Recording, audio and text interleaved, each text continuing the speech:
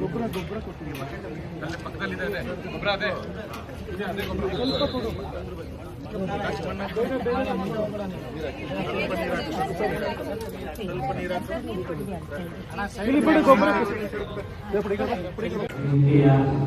ಎಲ್ಲ ಆತ್ಮೀಯ ಅಧಿಕಾರಿಗಳೇ, ಶಾಲೆಯ ಮುಖ್ಯೋಪಾಧ್ಯಾಯರು, ಎಲ್ಲ ವಿದ್ಯಾರ್ಥಿಗಳು, ನನ್ನ ನೆಚ್ಚಿನ ಮಕ್ಕಳು,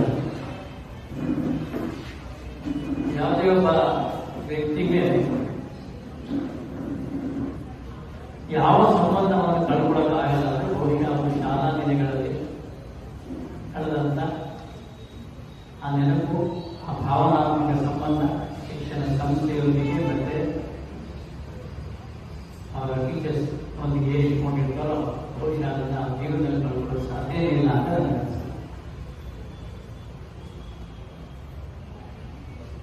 ನಿಮ್ಮ ತರ ಎಲ್ಲ ತುಂಬಾ ದೊಡ್ಡದಾಗಿ ಬೆಳೆದ್ರು, ದೊಡ್ಡ ದೊಡ್ಡ ಕೆಲಸ ಎಲ್ಲ ಮಾಡ್ತಾ ಇದ್ರು. ಮತ್ತೆ ಯಾವ ಸಣ್ಣ ಒಂದು ಎಕ್ಸ್ಪೆರಿಮೆಂಟ್ ಮಾಡಿದ್ರು, ಒಂದು ದೊಡ್ಡ ಕಾನ್ಫರೆನ್ಸ್ ಏನ್ ಮಾಡೋಕೆ ಎಲ್ಲ ಕೂತಿದ್ರಂತೆ. ಎಲ್ಲ ಒಂದು ಪೇಪರ್ ಒಂದು ಪೆನ್ಸಿಲ್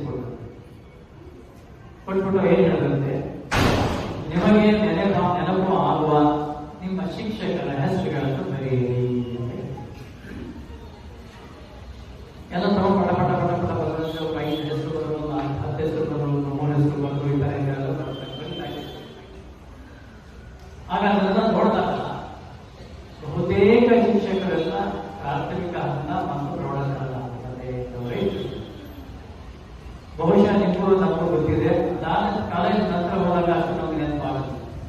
ಭಾವನಾತ್ಮಕ ಸಂಬಂಧ ಬರೋದು ಇರುವುದು ಬಹುಶಃ ಸಣ್ಣ ಮಕ್ಕಳಲ್ಲಿ ಆ ಶಿಕ್ಷಕರು ಮತ್ತೆ ಅವರು ಹೈಸ್ಕೂಲ್ ತನಕ ಮಾತ್ರ.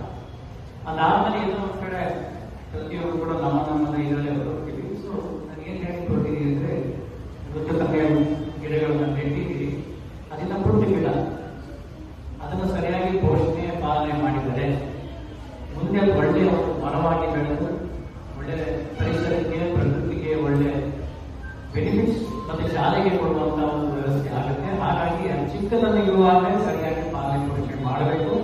ಮತ್ತೆ ವಿಶೇಷವಾಗಿ ಮಕ್ಕಳಿಗೆ ಆ ಒಂದು ಏಜ್, ಆ ಒಂದು ಇದರಲ್ಲಿ ಶಾಲಾ ಪೋಷಕರು, ಪೇರೆಂಟ್ಸ್ ಮತ್ತೆ ಟೀಚರ್ಸ್ ಎಲ್ಲ ಅವರ ಭವಿಷ್ಯವನ್ನು ರೂಪಿಸಿಕೊಳ್ಳಕ್ಕೆ ಬೇಕಾದ ಎಲ್ಲ ಪ್ರಯತ್ನ ಮಾಡಬೇಕು.